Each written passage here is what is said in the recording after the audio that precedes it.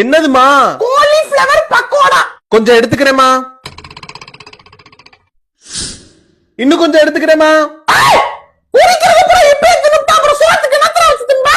அப்புறம் சோத்துக்கு போது காய் பத்தல என்ன அம்மா நீ எல்லாம் அப்படின்னு என் மாமியார் முன்னாடியே நீ அசிங்கப்படுத்துவ. ஏண்டா பிஞ்சு போகும்.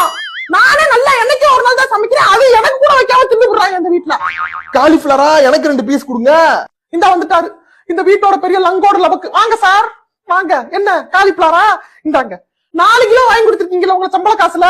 2 கிலோ உங்களுக்கு, 2 கிலோ உங்க தங்க வாங்குறது. அவனாவது பெத்த பிள்ளையான்னு வெறிஞ்சோராவது போடுவேன். நீங்க மாமியாரோட பிள்ளை. காலிஃபிளவர்ல கைய வச்சீங்க சோறு கூட போடாம உட்கார வச்சிருவேன். மாமியார் இருக்காங்களே இப்ப கக்காம இருக்கல எல்லாத்தையும் கக்கி விடுவேன்.